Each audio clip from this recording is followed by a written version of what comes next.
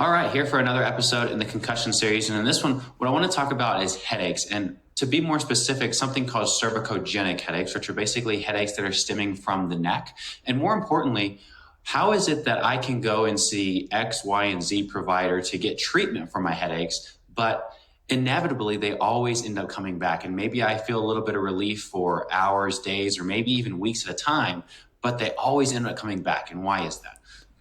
My name is Dr. Matthew Shem. I am the owner of Peak Brain Performance Centers located here in Colorado Springs. And the first thing I want to talk about is differentiating concussion from whiplash. Because if you look at the symptoms on paper of a concussion versus a whiplash, they're pretty much exactly the same. So it's important for me as a provider or whoever it is that you may go see to be able to differentiate the two so that you end up getting the most appropriate care. Because if you have a whiplash injury and I'm just treating your brain, you may see some benefits or you may not. So it's always the most advantageous to be able to know what is the actual place of injury and what can I do to stabilize or rehabilitate that particular region. So when you look at these two different facets here of concussion versus whiplash, it requires a whole lot more force whenever I hit my head to sustain a concussion versus to sustain a whiplash injury. A whiplash injury requires a lot less force. And so what you'll typically see is most people who sustain some sort of head injury will also whiplash their neck or have some sort of neck damage, but it doesn't always necessarily translate into, if I have a whiplash, I always have a concussion because the amount of force that's required for me to injure my neck is a lot less. So the things that we'll do here at Peak Brain Performance Centers is we'll look at you and do your initial exam, and we may see a finding, and then we'll rotate your body and change the different input from your neck. So if I just rotate my body while keeping my head stable, I'm now just changing the input from my neck and seeing if that changes the findings at all.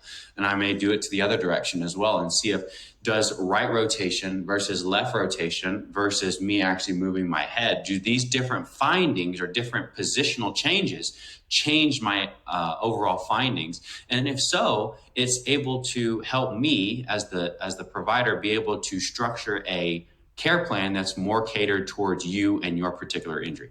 So, like I said, we're going to talk about cervicogenic headache. And this paper describes cervicogenic headache as the source of the pain must be from the neck, but it can be perceived in the head and the face. So you see a lot of people with cervicogenic headache where they may feel like their head is actually being squeezed, or they may feel pain in the back of their skull, even in their eye. There's a bunch of different possible ways that this can present. And oftentimes it's confused with migraine or tension headache or other different headache syndromes. There's so many different ones. And so just to talk about what we've talked about in prior videos is you have these three systems that tell your brain where you're located at in space. And it's the most fundamental question that our brain is always asking. And the three systems are your inner ear, so your canals with fluid in there. And every time I move my head, my brain says, hey, you just moved your head 20 degrees to the left. You just moved your head 20 degrees to the right. And that information goes to the brain so that you have a good understanding of where your head is. Then you have your neck. And your neck is able to differentiate where is my body relative to my head. Because if I move my head to the right, what's the difference between me moving my head to the right versus me moving my body to the left? Either way, my chin is going to my right shoulder. So my brain has to be able to differentiate that. And how it does it is by input from the neck. Because if I turn my head, I'm getting input from my inner ear and my neck. But if I only turn my body, now my head is stationary, so I'm not getting any input from my inner ear, and it's only from my neck. And then lastly, you have your visual system, which isn't as important in regards to this lecture, but your visual system basically tells you where things are in the environment relative to me. So how do I know if something in the environment is moving or if I'm moving? And basically it compares against these other two systems of your inner ear and your neck to say, something moved in my environment. It looks like something moved in my environment. And I know that it wasn't me because I didn't get any input from my inner ear or my neck. So I know that you moved and it wasn't me. So in regards to headaches, Oftentimes you can have people where they just whiplash their neck, and then it leads to this poor input into the brain. And so now you go to a chiro, or you go to a physical therapist or massage therapist or something like that, who basically just works on your neck, whether it be adjustments or physical exercise or some sort of manual therapy. This can end up resolving the headaches if it is truly the source of the problem, if it's only due to the neck. Now, the people that end up making it in my office, they have cervicogenic headaches. And how I know that is, for one, you can move their head around and their neck is super, super tight, and it's referring pain into the head. And then if we get doing some more testing, we can find out that most of the time, especially after a concussion, is people damage their inner ear. So if you look at these three systems that we just talked about, if my inner ear system goes down and it's not relaying enough information to the brain, now the other two systems have to work a little bit harder. And for one, the neck has to work a lot harder. And how it does that is that basically the muscles get a lot tighter.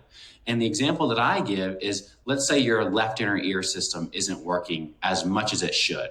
So now my brain says, hey, I'm not getting enough information from my inner ear. Neck, you have to talk a little bit more and have to do a little bit more work because the inner ear is slacking. Because in the end, we have to get the job done, right? We have to get enough information to the brain so I know where I'm at. And so the neck basically gets really, really tight to say, hey, if every time I turn my head to the left, I don't get enough information from that inner ear, let's just get the neck really, really tight so I don't want to move that way. And it might be a little simplistic, but it works in regards to the example here is now every time I turn my head to the neck, or now my brain says, if we just get the neck really, really tight, I won't want to turn my head to the left. Or a little bit more better of example is if you think about the muscles like rubber bands. If the rubber band is really, really tight, now as soon as I turn my neck to the left or turn my head to the right, if my muscles are really, really tight, it causes a stretch on the muscles earlier, so I'm getting feedback at an earlier point versus if the muscles are really lax or there's a lot of slack in the muscles are very loose. Now I have to turn my head a lot further before I actually get any input from the neck. And so you'll see a lot of people who have damage to their inner ear system.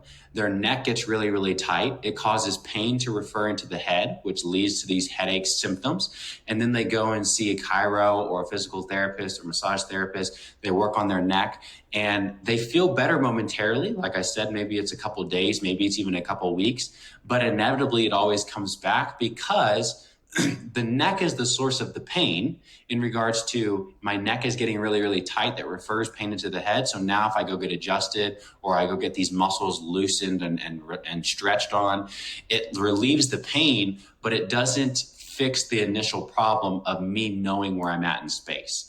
So basically what you have to do is you have to do vestibular rehab or inner ear rehab to get that inner ear system working more. And whenever that inner ear system works more, the brain says, hey, this inner ear system is back online. I'm happy with that. Now the neck doesn't have to talk as much and the neck gets looser.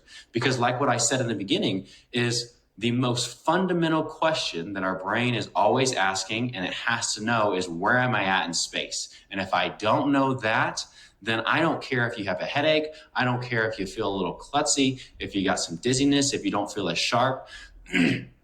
All of these things are secondary to me knowing where I'm at in space. And all three of these systems have to be working in unison to relay that information to the brain.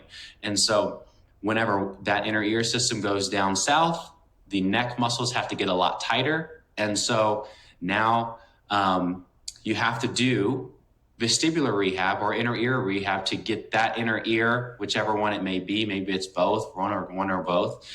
You get both of those, you get that system working better. Now the neck loosens up because it doesn't have to work as hard and the headaches go away. So thanks for joining today's class. I hope you're able to learn something and kind of bring insight to cervicogenic headache. If you have any questions, feel free to email me or give my office a call. And then if you have any topics that you think that would be cool for me to discuss, go ahead and drop those in the comments below and I'll get around to it. So see you in the next one.